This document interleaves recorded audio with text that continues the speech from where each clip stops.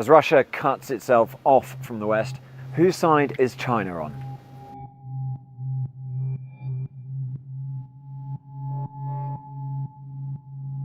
In February, a document was signed which made for uncomfortable reading in the West.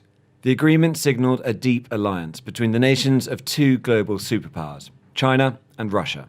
China's President Xi Jinping and Russia's President Vladimir Putin said their relationship knew no limits as a reaction to what they characterised as NATO expansion plans and growing Western allegiances. They promised to work together on AI, climate change, space and control of the internet. It came after many years of a complicated and at times uncomfortable relationship between China and in particular the US. Xi Jinping doesn't have a democratic with a small d bone in his body, but he's a smart guy.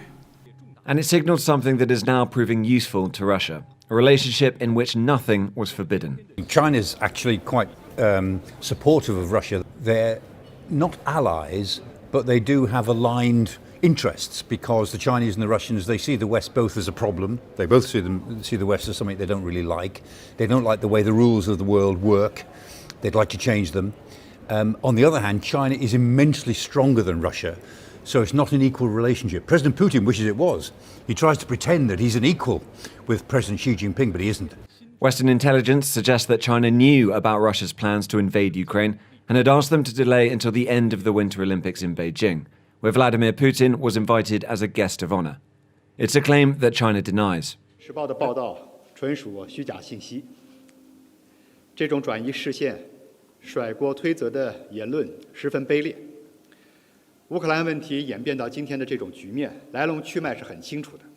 究竟症结何在，大家心知肚明。 As Russian troops made their way into Ukraine, China appeared to take the diplomatic route.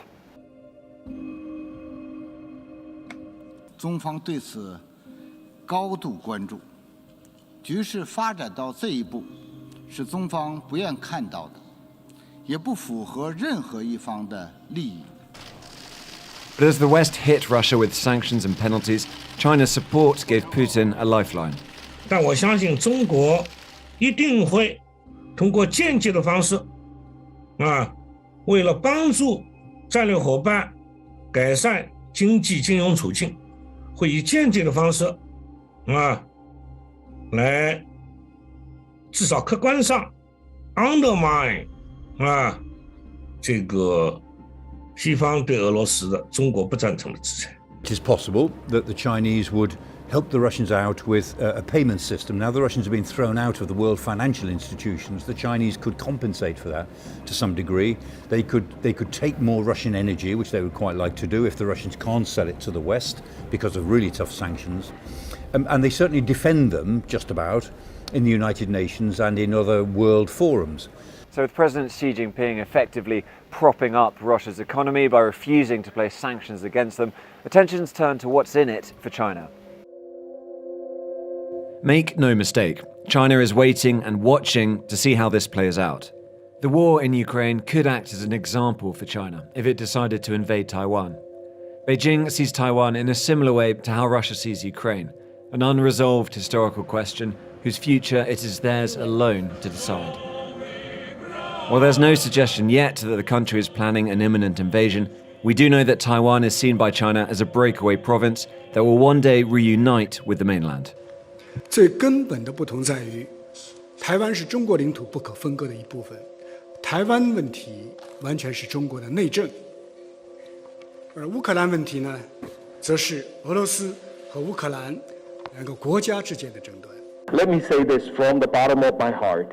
You have been an inspiration to the Taiwanese people in facing threat and coercion from authoritarian power. But it's worth remembering that these two countries are very different. Taiwan has a much bigger economy than Ukraine and is much further away geographically than Ukraine is from Russia. Any invasion would be much more difficult to execute. The thing about the Ukraine crisis, which is so important, is that the Russians are being pushed back, not just by the Ukrainians, but by world opinion. And world opinion is so hostile to Russia, and Russia's become such a pariah, that in a way, it's made Taiwan a bit safer.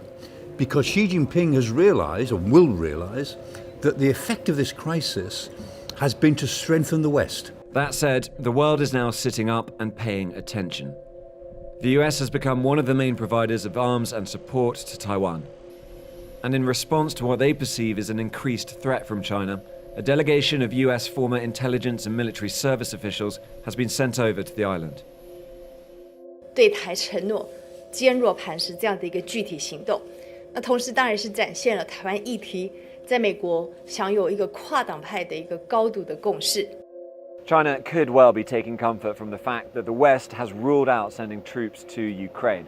And while the impact of sanctions against Russia is being felt in the West, the pain of sanctions against China would be much more severe. For now, the world waits as events play out in Ukraine. But the importance of the Western response cannot be underestimated and will have ramifications across the globe.